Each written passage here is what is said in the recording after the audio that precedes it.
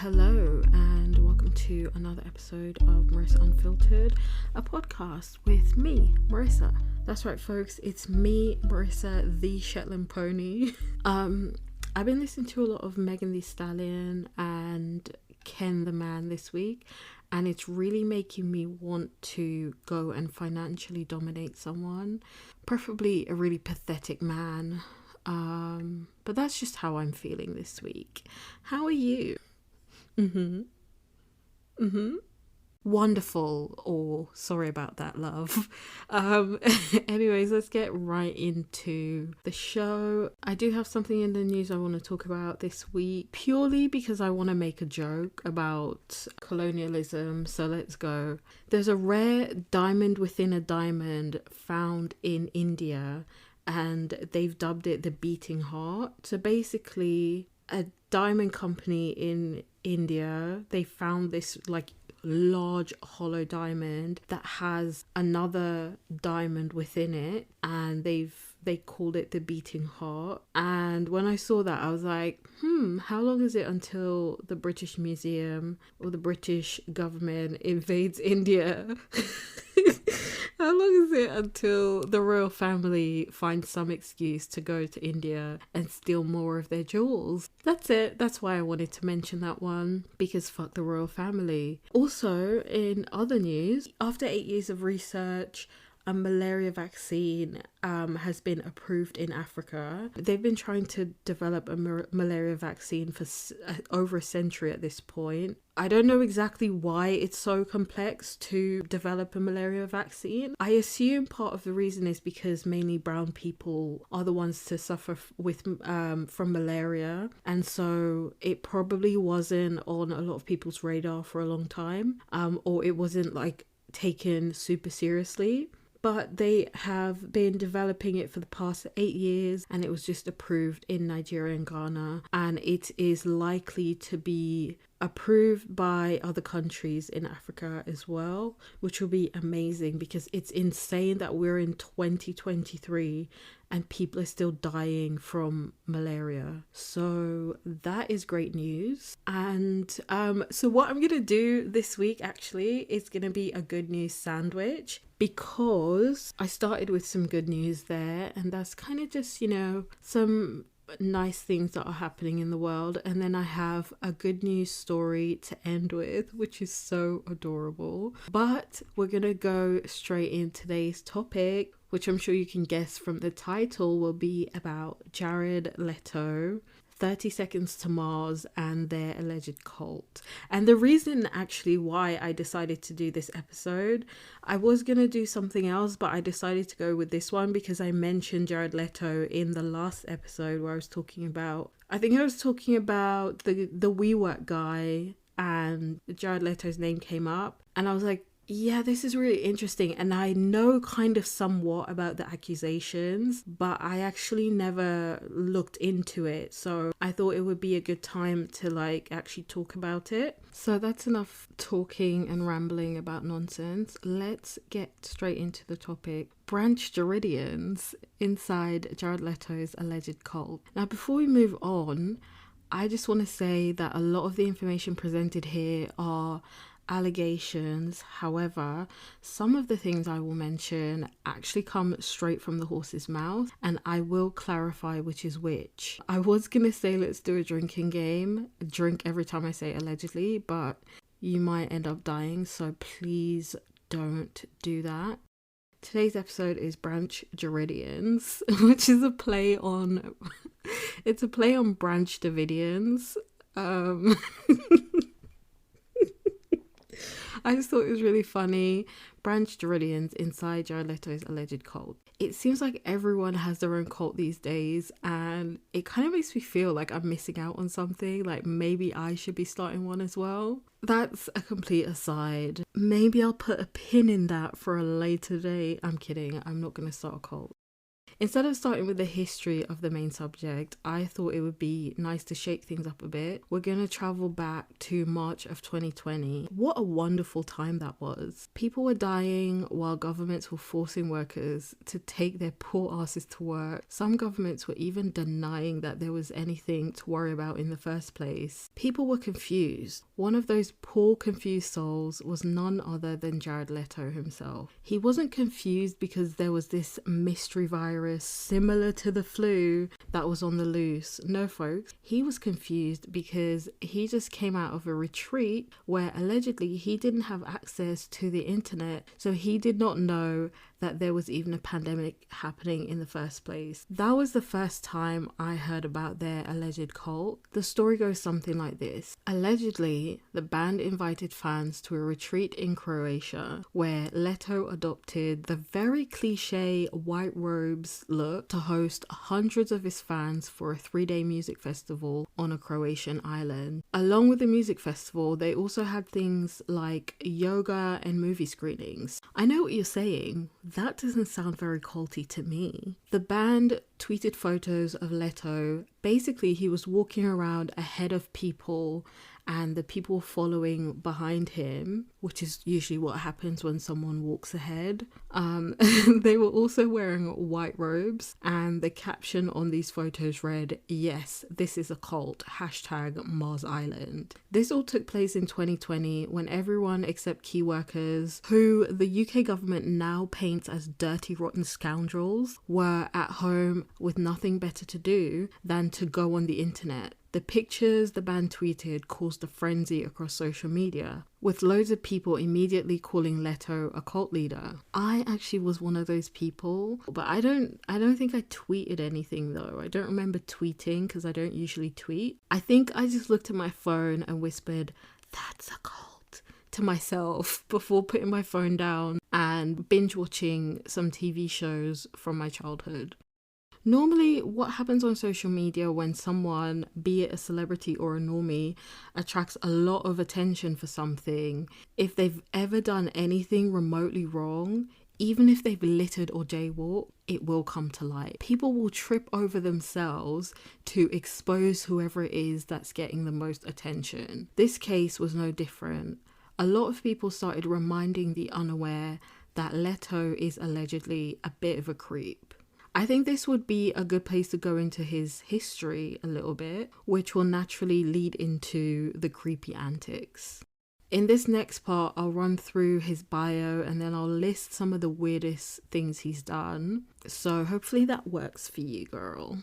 So Leto was born in Louisiana in 1971, but his family travelled around a lot when he was a child. He said this was mainly due to his mother's father being in the Air Force. Apparently his mum was a hippie who encouraged Jared and his brother Shannon to pursue the arts, which is, sweet or whatever. Leto's Wikipedia page says that he was raised around a lot of artists, musicians, photographers, painters, and people that were in theatre. He added that just having the art communal hippie experience as a child, there wasn't a lot of clear boundaries. There wasn't a clear line that was drawn. We celebrated creative experiences and creative expression. We didn't try to curtail it and stunt any of that kind of growth. Hold on to that point because I will come back to it later on. Now, I thought he was just a band guy who transitioned into being an actor, but this is actually not true. He was actually an actor way before they started the band, and I don't know why I'm so shady for no reason, because this next part is kind of unnecessary, but let's roll with it. He was actually an actor who starred in delights such as the Hugh Hefner biopic and Basil, which is a film about a lonely young aristocrat in turn of the century England who struggled to meet the approval of his overbearing, class-conscious father. Blah, blah, blah. It just was so... I was reading the blurb and I was like, ugh, this sounds boring. He was also in Blockbuster... He was also in Blockbuster's smash hit Morbius, which everybody universally loved. Okay, so I was taking the piss a little bit there. He's actually got a really impressive resume, along with Suicide Squad, which maybe I should have mentioned earlier because it actually, I haven't seen it, but a lot of people did not like that film at all. But it was like quite a big movie, I guess. He was also in Blade Runner 2049, Dallas Buyers Club, which he won an Oscar for, but a lot of people find his role problematic since he's a cis-het man playing a transgender character, and people saying, well, why isn't it that they could have found someone who was trans to play that role? And I completely understand that. He also was in Requiem for a Dream, a film which traumatized me to no end as a child. I think that's one of those films where I was way too young to have seen that movie. His band 30 Seconds to Mars, which he's in with his brother Shannon, is quite popular too. They've been around since 1998 and has managed to remain relevant for over 25 years. Although they have changed up their sound a little bit over the years, but I feel like that's what a lot of bands have to do to remain relevant for that long. I did say in the past episode that I listen to them. It's mainly just that one song, which I won't sing because I don't know if it's like a Bloody Mary thing where you summon them through their music, but also I'm afraid of copyright infringement. That's a thing that people abuse, so I'm not trying to poke the bear. I mentioned Suicide Squad as well. On the set of that film, Leto became known for his method acting, where he basically went around pulling stupid fucking stunts and pranks on his co-stars for no reason. Like, no apparent reason, really. Side note, I feel like a lot of actors who are known for their method acting are just gaping fucking assholes who go around making their colleagues' lives difficult in order to make themselves seem more talented and more like, ooh, like, I don't know, they just do it to make themselves seem more important and talented than they sometimes are. It's my personal belief that only Daniel Day-Lewis should be allowed to method act. Now that I've given you the rundown on Jared Leto, as well as my opinion on method acting, I'll give you a cute little list of some of the weirdest things Jared Leto has ever done. Allegedly. Please bear in mind I said allegedly, so don't come for me. Allegedly, he likes them young. According to the New York Post, who published an article in 2005 where the opening line read, Jared Leto likes them young, which is creepy no matter who says it, by the way. It goes on to say that the then 33-year-old actor, who was last seen squiring around town with Ashley Olsen and Lindsay Lohan, who by the way were both around the age of 19 years old at the time. So he was 33 at the time, they were 19 at the time. And he was seen squiring them around town. Like, what? A source told the New York Post at the time that Leto was going around inviting teenage girls to his shows and that he aggressively pursued many of the teen models shacked up at the Maritime Hotel. The source also said girls from IMG, Elite, Next and Women are staying there, and Jared has been hitting on all of them. He's a serial texter. He is constantly texting these 16 and 17-year-old girls. It's really kind of creepy. And again, I'll say this again, I really despise people who know that other people are doing illegal and immoral things and they don't say anything at the time, but then they want to come out after the fact and be like, oh well, you know, he's always been creepy like this. Like, what were you saying at the time that you witnessed this creepy behavior? Like, what did you do? Did you just sit there and not say anything? Okay, well, shut your mouth now. Don't like come out and be like, oh, we always knew what he was like. Did you go to the police? No, so shut up. I can't stand those people. By the way, this article reads like it was out of TMZ. All they did was state that a 33-year-old man was chasing after teenage girls as young as 16. Then they later went on to call one of the teen models a mannequin.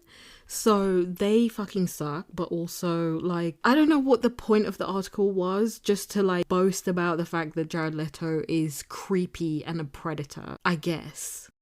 He's also weirdly touchy with female celebrities and presenters. There's loads of clips of him being weird with female celebrities and interviewers, which to me just read as him trying to be a bit of an edgelord, and it just comes across as incredibly cringy. He also went viral because he took a picture with Olivia Rodrigo, and she's obviously quite young, and I think he was about 50 or 49 or something. And people were just like, that Demi Lovato meme, get a job, stay away from her. Because apparently a lot of people know what he's like. Another thing that he's done, I mentioned the method acting previously, and that's something that he's known for just being like a real tosser about. Here are some of the things he's allegedly done as part of his method acting. While he was working on Requiem for a Dream, he did real heroin. No, I'm joking. That's a joke. He didn't do real heroin, but he did allegedly refrain from sex in order to make his craving look more realistic on screen.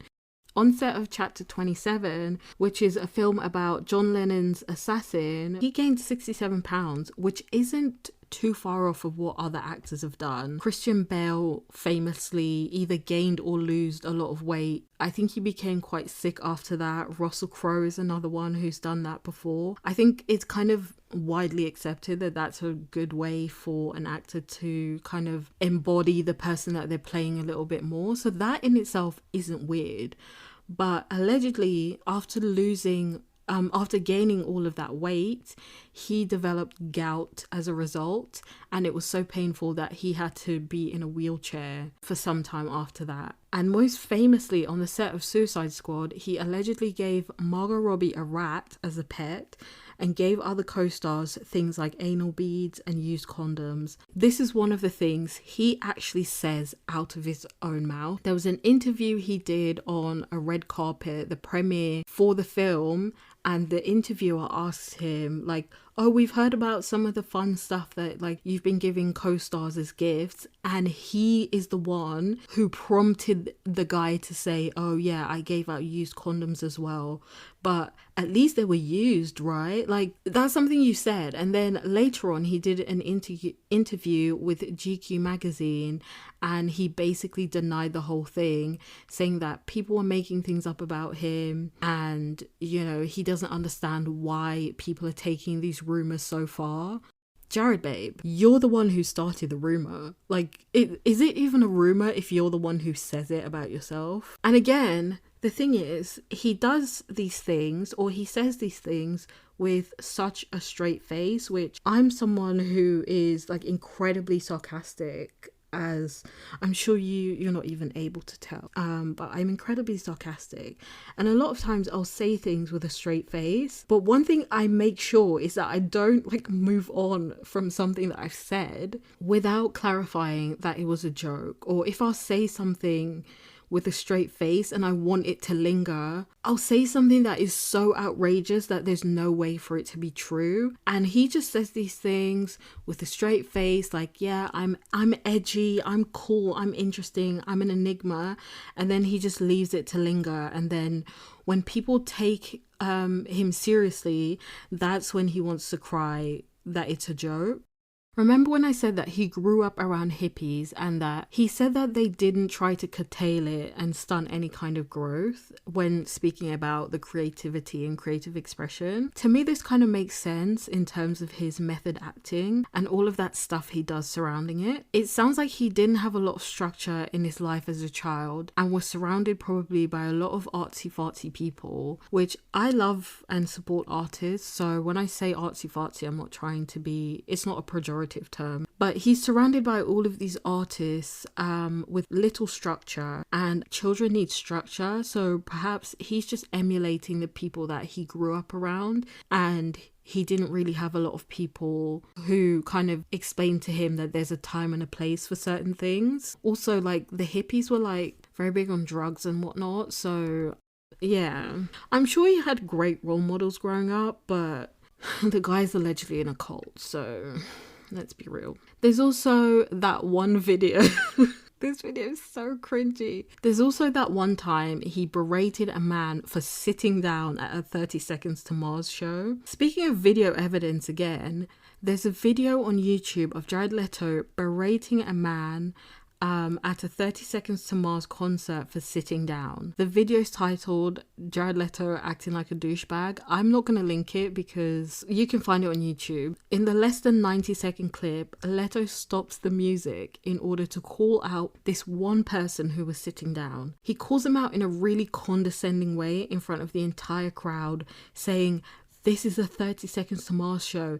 If you can stand up, you better be up on your fucking ass right now. You hear me?" While asking the man to stand up. It seems like the man then stood up and the show went on. But my thing is, why did you have to stop the whole fucking show in order just to get this one person to stand up? In a sea of hundreds of people, wow. In a sea of hundreds of people, why was it so important to you to get one person to stand up? You might realise that I've done a lot of talking, but I haven't gotten to the culty stuff yet, so here goes. Leto's band has fans. With fans usually comes a fan club. At least that's what usually happens. Leto's fan club is called Echelon. There's a video on YouTube that is supposed to explain Echelon. It's called What is Echelon, brackets 30 Seconds to Mars. Except it has actually nothing to do with the band except for the title. I watched it's a couple minutes long clip. It's just like words. It kind of gave me 2012 Tumblr vibes, in all honesty. It didn't really mention the band or play the band's music, which is a very odd thing for a fan club. Anyways, in my experience, fan clubs are usually centered around the band or the person they're a fan of. So the clip was a bit weird, but if you wanna watch it, it's called What is Echelon? 30 Seconds to Mars. Anyways, Echelon is basically the name of their super fans who invest heavily in the band. The band have been hosting summer camps for their fans since 2015, allegedly, which in itself sounds nice, but I'm just sitting here wondering, don't these people have family members who want to spend time with them? I feel like it takes parasocial relationships to another level, providing such close access to the band, but there's no way for these fans to actually get to know them. And in these situations, the power dynamics are so uneven because the fan who decides to pay for such an experience is already someone who's willing to go above and beyond for the celebrity and would probably be willing to do whatever it takes to please them. That's usually how a lot of these abuse of power situations play out. A lot of these fans actually spend thousands of dollars to follow the band around the world on tour, and they often espouse the notion that you're not a fan of the band unless you've gone to every single show. I'm thinking logistically, let's say they're on tour, they're doing a couple dates in North America, and then they're going to go to Europe, and then they're going to go to Asia. You have to then fork out the money for the tickets for every single show, travel to get to where the next show is, accommodation, food, and then you have to do that internationally. So let's say they have 5 tours in America. You have to travel to every single one of those shows, pay for the tickets, pay for the hotels, everything. Then they go to Canada, same thing. Then they go to Europe, same thing. That's like thousands of dollars to do that. And some of these fans are expected to go to every single one, or they're not true devotees of the band. They also alienate themselves further from the non-believers by saying things like, "You wouldn't understand." Damn right I wouldn't fucking understand. And this is something that they tend to caption their pictures with, "You wouldn't understand." And even Leto himself repeats that line often, making his fans militant in the face of criticism. This is something that a lot of cults do. To these people, you aren't allowed to question what they're doing. You aren't allowed to ask them to think rationally, because to them, you're the one who isn't thinking rationally. Because why aren't you standing 30 seconds to Mars? There's some overlap here with stan culture as well. I feel like people familiar with stan culture are probably thinking that this is quite normal behavior for these types of people. We see it both in the West as well as in the East, most specifically with K-pop. As a teen myself, I was into K-pop. Specifically, I was into Big Bang, Block B, and even lesser known groups like Speed and M Black, but I never considered myself to be a stan. And once I learned about the harsh conditions the idols were subjected to, the music wasn't that enjoyable to me anymore. And then I learned about sasaeng fans, which are like basically the stans, like the super fans. At that point, I don't even think they're considered fans, they're just obsessed with specific people. That's around the time where I gave up on K-pop altogether. I still listen to some of my favorite songs from time to time, but I don't engage with the culture like I used to. I honestly don't have time to do all of that, plus have a normal life. I don't really have a normal life, to be honest, but I'm just going to say that for the sake of this podcast, yeah. Going back to stan culture, I'd argue that the difference between most artists who have stans and 30 Seconds to Mars is that you don't see other artists having summer camps and such, narrowing the distance between them and their fans. As a matter of fact, I think a lot of people actually try to create a greater distance between them and their fans. It's hard to say why that is. Maybe it's because they understand the power dynamics. Maybe they understand that some of these people are obsessed with them and would do things to possibly harm them. Who knows? Leto doesn't seem to care about these things, and I find that very strange. Allegedly, the band once ran a competition where the prize was a night sleeping in Jared Leto's bed. I'm just thinking to myself, like, why would you do that? You, like, a complete stranger who is arguably obsessed with you, if they're going to enter a competition. And by the way, obsession can be both like something that's driven from affection or something that's driven from the need or the want to harm someone. So I don't understand why that's something that they are so heavily feeding into. A lot of fans also get tattoos of the band's logo symbol thingy, which is a triangle with a line through it. That's not really that unusual to me because, like, I know people who've gotten band tattoos before. Again, it's not something that I can ever fathom doing. I have tattoos and I'm a fan of bands, but I can never see myself getting a band tattoo. He's also been quoted as saying things like, if people like 30 Seconds to Mars, they really, really like it. We have this cult, this family, these believers. I don't think I've ever heard Linkin Park or Paramore or fucking Arctic Monkeys describing their fans as believers. They also, in other things, describe them as devotees, which again, they're not words that I would associate with someone liking a band. Maybe it's because I'm thinking about this too rationally, I'm not sure. But my thing is, words mean things, and when he consistently calls his band or like this group of super fans a cult, at some point people are going to start believing that he's running a cult. Okay, I mentioned in the last episode that I was feeling under the weather, and I still am a little bit, and I'm now losing my voice. So I'm going to go through the conclusion as quickly as I can, and I'm really sorry if I lose my voice along the way. According to Leto, the whole cult thing was a direct response to journalists saying that the band had a cult following. But as I mentioned above, at some point it seems to have gone from a joke to something that they take more literally. It wouldn't be the first time that someone realized the power they wielded over their admirers and decided to take advantage of it through exploitation. And as I've said previously, Leto kind of has a habit of essentially starting rumours himself and then denying them when people actually start to believe him. Here's the thing, for something to be a joke, like I said, it usually has to be so absurd that no one is going to believe it, that it's true. But in his case, a shit ton of people absolutely believe that Jared Leto is capable of starting a cult due to his own words and behavior. At some point, it seems more likely than not that he is actually running a cult. While reading through some of these articles as part of my research, I realized that the smoke is there. And if there's smoke, how long is it until we start to see fire? We may not know for sure whether Jared Leto runs a cult. primarily because no one has ever bothered to really investigate some of the claims made against him, including that stuff about the teenage girls. However, I know one thing for sure. If it's ever revealed that he is in fact running a cult, I for one would not be shocked.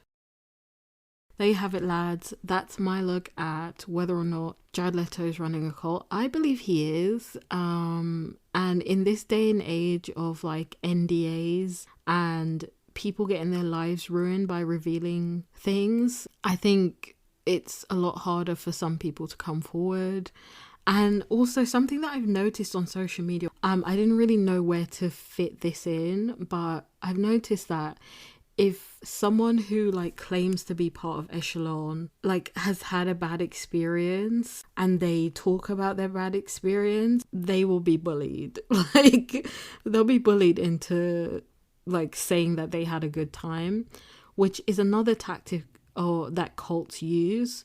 They basically don't allow anybody to have like critical thinking or to say that they've had any bad experiences, lest they be bullied and even excommunicated. I don't think that there are people being excommunicated from the cult of Jared Leto, but there are a lot of the frameworks of cults that he does actively lean into, and I just don't understand why someone would want to be associated with cults. Like the one that I use, like the Branch Davidians, people died being a part of that. Jonestown, people died. All these other famous cults, they're famous because like some of them are infamous because people end up like losing their livelihoods, excommunicated from their family and friends. They like some of them even end up dying as a result of their belief in this cult. Heaven's Gate is another one. They all they committed mass suicide. So it's just like really odd to me that he would want to lean into the whole idea, like, yeah, I'm in a cult, like on I edgy. Like it just, he reminds me of one of those people who really wants to be interesting and he wants people to think that he's enigmatic, and I just think that he is trying too hard. But obviously like the New York Post published an article where they accused him of some things that are actual crimes, and that was never really acknowledged. So I find that really strange as well. And also Dylan, I think it was Dylan Sprouse, one of the Sprouses, is the attractive Sprouse twin, a couple years ago actually accused him of preying on 18 to 25-year-old models as well. So like I think it's something that's well known in the industry, and I find that really disgusting. Too many people know about too many bad things that celebrities have done and make too many jokes about them, and I find that really egregious in my personal opinion. But that was my look at the Branch Jaredians. I don't know why they didn't if they're so interested in, you know, being a cult, I don't know why they didn't think of like a really cliche cult name. Oh yeah, there's one other thing. A lot of people seem to be really shocked. So he is currently, I think, 51 years old. If my finger counting is correct. He's 51 years old, and a lot of people seem really shocked that he's 51 because of apparently how good he looks for 51. And I just would like to put it out, like pose this question to the public, like, what are 51-year-olds supposed to look like? Are they supposed to have like sagging skin and just like complete, like, are they supposed to look like the Crypt Keeper? Because I feel like that's what a lot of people expect. He doesn't look bad for 51, and it's clear that he moisturizes and maybe he does a little Botox allegedly, but it's not like he looks like he's 25.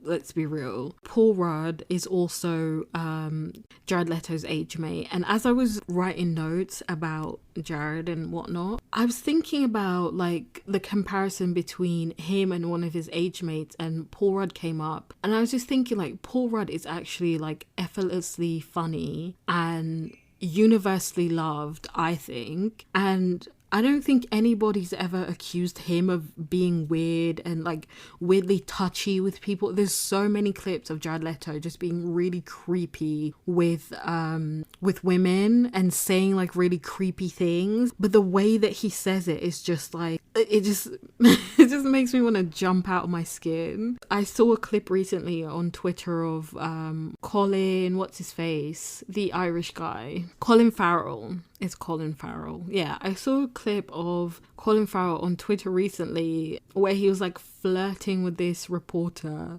And it just, I don't know, the comparison, it was just like, this is, if you want to flirt with someone, this is how you do it. Otherwise, you just look really creepy, especially when you're being like overly sexual, because you don't know this person. You don't know whether or not they want you to be speaking to them in that way. And a lot of them, they'll laugh it off or like downplay it because they're there to do a job. And if they stop the interview to tell, you know, Jared Leto, like, ew, you're being a big fucking creep, like, that's not gonna look well on them. So again, it's the power dynamic thing that a lot of these people seem to ignore. But also, I guess that Colin Farrell comparison also plays into that notion of like, if you're attracted to a person, then there's more leeway in terms of what they can do and say to you, as opposed to if you're not attracted to them. Just in general, I buy into the rule, like, don't be overly sexual with me unless I've like made it clear that you can do that, because like, you don't know me. So the other thing is also, like, I'm like a huge fan of certain bands, and I didn't really want to like go on too much about love of certain things that were related to what I was talking to, but I'm a huge fan of Linkin Park, and there are songs from Linkin Park that have changed my life and that have like changed my outlook on life, that have made me feel included at times when I felt like I couldn't relate to people around me and all of that kind of stuff. And it greatly impacted me when Chester passed away. And so like I do kind of understand how some people can be kind of wrapped up into these bands and like project certain types of emotions and beliefs onto them, because I don't know Chester Bennington. I've never met him. My greatest regret in life is that I've never seen Linkin Park live in person, but his death still impacted me as someone who was a fan of the band. But to like get tattoos and to spend like thousands and thousands on tickets to see them everywhere that they perform the same songs, like, it just sounds like a lot to me. It just sounds outside of the realm of possibilities, like, of something that I would ever do, and that's kind of where I have a really hard time believing that these people are in a cult, because why would you have the cult centered around a mediocre band from the early 2000s? I guess maybe that's why they don't really focus it around the music. So yeah, that's kind of just like some of my thoughts on the whole thing. Yeah, if you're in Echelon and it is in fact a cult, blink twice. Not that I can see you, but yeah, get some help. Anyways, I've rambled on enough. I did say that this was going to be an episode sandwiched by good news, or a good news sandwich. So here is the other side of the bread, I guess. Here's the other good news bread. I don't know how to say this, I'm losing my mind. So in today's good news, an Alaskan girl was reunited with her little doggo, and it's so cute. I can see Disney capitalizing off of this, if I'm honest. So there's an island off the coast of Nome, Alaska, that's actually closer to Russia than it is the US. On the island, there's a town called Gamble, and that's where the young girl named Brooklyn Faith was recently reunited with her dog. I keep saying little dog, but the dog actually isn't that little. I've seen the pictures. So she was reunited with her dog after it had been gone for a month-long meander around the frozen Bering Strait. And this also happened in the dead of winter, so this is amazing. The dog, which is an Australian Shepherd dog, got lost on a family trip and ended up trekking 150 miles to another small village before being reunited with its owners. Apparently, two dogs actually she went missing, but one of them returned home after 2.5 weeks. But Nanook, and by the way, Nanook means polar bear. The family used Facebook to spread the word, and that's how they found him. The girl's mother said, "I have no idea why he ended up in Wales. Maybe the ice shifted while he was hunting. I'm pretty sure he ate leftovers of seal or caught a seal. Probably birds too. He eats our native foods. He's smart." Apart from a bite mark on Nanook's leg, all was good with him and he was completely healthy. And the mother goes on to say that she's speculating that maybe it was a wolverine or a seal or even a small polar bear that caused the damage to his leg, the bite mark on his leg. They don't know for sure because it was a really big bite. And she said if dogs could talk, both of them would have one heck of a story. Because like, what was the other one doing for that 2 weeks while he was like trying to get back home? And also like, I love these stories where dogs trek like really long journeys to get back to their owners. It just shows how like devoted dogs are and why we as humans don't deserve them. Except for this little girl, she absolutely does deserve these dogs. So they had to charter a flight to get him back home. That's how far away he was. And I've watched these Alaskan shows. I've watched like Ice Road Truckers Alaska. There's another one, Alaska the Last Frontier, and there's another one that my mum watches a lot. And yeah, things are like super remote from one another when you're outside of Anchorage. So I cannot imagine like all of the things that these dogs have seen on their journey around Alaska, and that's why I would love if Pixar did a movie based on it. Anyway, so that's the good news story for the week, and that's it from me for this week. I'm gonna go and wipe my search history now because I don't want to get any 30 Seconds to Mars related items suggested to me for the next 40 days and 40 nights. Bye!